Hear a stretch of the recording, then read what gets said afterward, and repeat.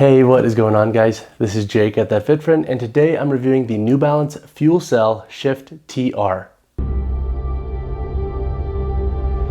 So 3 pros that I have with this model is number 1, this is a pretty good training shoe for HIIT focused workouts, a little bit of daily wear, short runs, and then light lifting. So if on a weekly basis you're looking for a training shoe that you can wear to like something like a class or do some HIIT workouts in, wear it for some very general light strength work, and then also wear this model on a day-to-day basis with like longer walks and whatnot, this could be a viable option to explore. In those contexts, the shoe has done a pretty good job. You have enough tread on this rubber outsole for a variety of different surfaces, and when it comes to HIIT workouts and whatnot, the midsole gives you a nice level of pop. So for those contexts, I do like the FuelCell Shift TR. The second pro with this model is its price point and the construction and performance that you get with this model. So this shoe comes in at $99.99. So just under $100 USD, pretty much 100 USD. The shoe, I think, delivers a pretty good durability and performance for its price. You get a fuel cell foam midsole in this model, FitWeave Lite upper, and if you are going to be using it much more recreationally in nature, it should last you a while. Plus, the fact that it is comfortable for a daily wear basis, I think adds to that price point.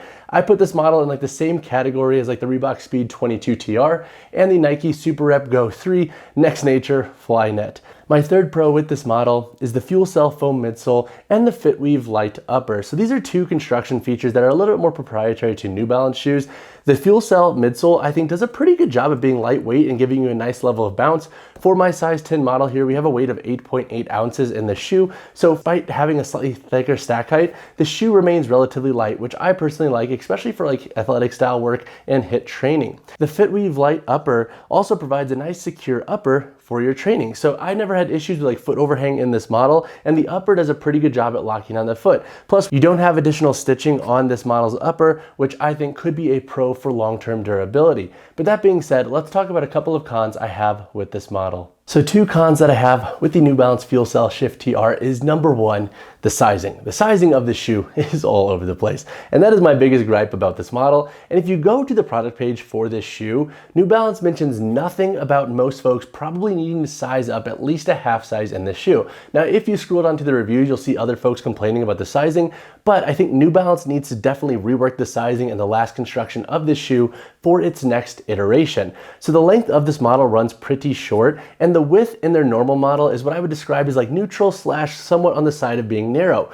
I have a neutral slash narrow width foot, and honestly, if I go barefoot in this model, this is a true to size shoe, it's okay, but it's still pretty tight. And if I wear socks, like forget about it, this model just runs way too tight. I should have went up at least a half size in this shoe. Now, even if you go with the wide option, I still found it to be a little bit snug, so I'm not even sold that if you have wide feet, this model is gonna feel comfortable for you, even if you go with the wide 2E option. So just some food for thought there if you have wide feet in the shoe. Another gripe that I have with this model sizing is the upper volume. So the upper volume is pretty tight through the forefoot and midfoot. If you have custom orthotics or inserts, I would say probably look into different shoes. This model may feel a little bit limiting, especially if your orthotics or inserts are a little thicker in nature. I don't think you're gonna have enough clearance through the forefoot and midfoot to have this shoe feel comfortable for you in that context. My second con with this model is just understanding its limitations. So this model is not going to be your best model for lifting, and something that I found which was a little bit misleading with this shoe is that they say that this model was inspired by the New Balance tennis athlete Coco Gauff. Now, that kind of to me like suggests like, oh, this could be a court shoe. That is definitely not going to be the case. I would say you'll definitely want to pass on this shoe as being a court shoe. So despite this model being inspired by a tennis athlete, this is definitely not going to be your best model for court play, just because the midsole and the exposed foam on this outsole I think could be problematic for durability. Plus, I don't like the midsole that much for like sharp cuts and digs on the court. I play a lot of pickleball, and these would definitely not be a go-to for me for anything related to court sports. That being said, those are my 2 cons with this model. The performance and construction of the shoe are pretty strong. However, with the sizing issue, it makes it really problematic, I think, for most folks going into this model confidently picking the size that they need. So that is something to keep in mind with the shoe, but now let's talk about this model's performance. So when chatting on the performance of the New Balance FuelCell Shift TR, I'm gonna break this section into a few different parts. I'm gonna talk about lifting, versatile training, shorter runs, and then daily wear. For lifting, this model will be best served for folks who want this model for much more light and general strength work. So if on a weekly basis, for example, you have a couple of strength workouts, built into your workout regimen, and they're not crazy super heavy in nature. They're not like barbell focused. The shoe should be just fine. In regard to like barbell lifting, I started to notice compression in this model with 225 pounds. So I would say cap your threshold there if you do plan to use this model with barbell work. And then for things like accessory movements, this model also felt fine for lighter stuff. So when doing like walking dumbbell lunges with 50 pounds, the shoe felt fine. When doing kettlebell accessories, the shoe stability was also okay across the board. Just with this increased stack height and with the midsole compression, it's just not going to be your best shoe for heavy lifting. So just make sure you know the shoe's limitations. For versatile training, I like the shoe for 3 key reasons. Number 1, I thought the FuelCell foam midsole did a pretty good job at accommodating like multi-directional exercises, plyometrics, and then also giving you enough cushion for landing. So if you are doing a lot of jumping or a lot of bounding in your training, I thought the midsole in this model did a pretty good job at supporting those activities. The second reason why I like this shoe is the outsole tread. So you have rubber outsole here on the forefoot and heel. Some HIIT-focused shoes try to decrease weight by taking away some of this rubber tread on the outsole, which can then hinder your overall grip and traction. I never had grip issues with the shoe, so despite having a little bit of exposed foam here on the midsole, it didn't bother me in regard to like multi-directional tread and how this model interacted with the ground. So I like the outsole construction in this shoe, and that New Balance was able to keep this model pretty light at that with this construction. The third reason why I like this model is the upper, and this is where it's like a little bit dicey because the upper I think can be limiting for some folks, but in regard to giving you like security when it comes to locking that foot down, it does a pretty good job. So I think if New Balance just increased the volume a little bit in the upper of the shoe, it would do a better job at accommodating different folks, but also still provide you with enough security. If you have a narrow or neutral width foot and you don't use orthotics or inserts, I think you'll like this feature, but again, just make sure that you know that the volume in this model's upper is a little bit lower. But from a security standpoint in regard to versatile training, I thought it did a pretty good job and it breathes pretty well.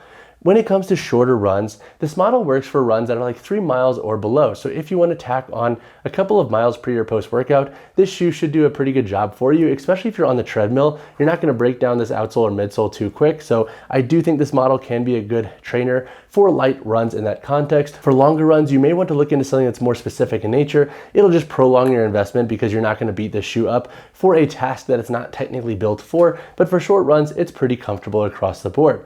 For daily wear, I like this shoe. I've actually been reaching for this shoe more and more for like my longer dog walks in the evenings because the midsole is comfortable. It feels very easy to wear and just slip on, whether it's with barefoot or socks. Granted, like it can run a little bit tight with socks, so I'll often opt for barefoot if I am wearing this on a daily wear basis for that reason. But when it comes to overall comfort and when it comes to just overall support, I thought it did a pretty good job for that context. Plus, at a price point of $99.99 USD, I don't feel guilty about beating this shoe up for daily wear. So if you want this model to run errands in, for example, and wear out and about and then to the gym, the shoe should do a pretty good job for that context. When it comes to the price of the New Balance FuelCell Shift TR, you can expect to pay $99.99 USD. Now, compared to other HIIT focused shoes, I feel like the price point is pretty fair for this model, especially if you go into the shoe understanding its limitations and also understanding where it performs best. I feel like that price point is pretty justified for this model. All right, so now let's answer the question, who are the FuelCell Shift TR best for? So I think if on a weekly basis, you are somebody who is primarily doing HIIT workouts, classes, some light lifting, and you also want a training shoe that you can wear out and about, and then also maybe for a couple of miles here and there, this model can be a pretty good budget-friendly option to look into. Honestly, it does a pretty good job for those contexts, and as a whole, I thought the construction and durability were pretty on point for that price point. My main knock against this shoe is once again the sizing. If you are thinking about this model and you're unsure what size to go with, drop a comment down below and I'll help you. But for my folks who do want a budget-friendly training shoe for those training needs, I think the FuelCell Shift TR does a pretty good job.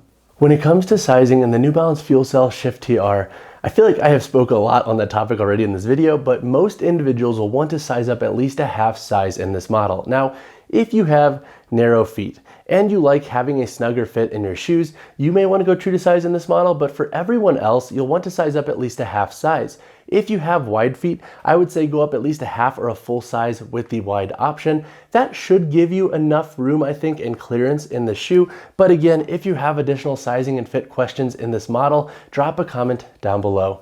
All right, so when going over the weight, heel to toe drop, and insole in the FuelCell Shift TR, for my size 10 model here, we have a weight of 8.8 ounces. The heel to toe drop in this model is 6 millimeters, and this shoe does have a foam removable insole, so you can take this insole out if you wish, and it is a little bit thicker in nature. So when looking at the construction of the FuelCell Shift TR, we have an extended outsole layer up here on the toe box. It's pretty thin in nature. I hope for the next iteration they actually widen this. I think we'll get more durability out of the shoe because if you're doing a lot of toe dragging stuff with these thinner lips, they can be a bit more prone to breakdown. We have a synthetic layer here of material that encloses the entirety of the toe box, and then we have that FitWeave Lite upper. So with this FitWeave Lite upper, it is composed of a mesh. It's pretty lightweight and breathable, and there's no external stitching, which I actually like for durability when it comes to abrasion resistance.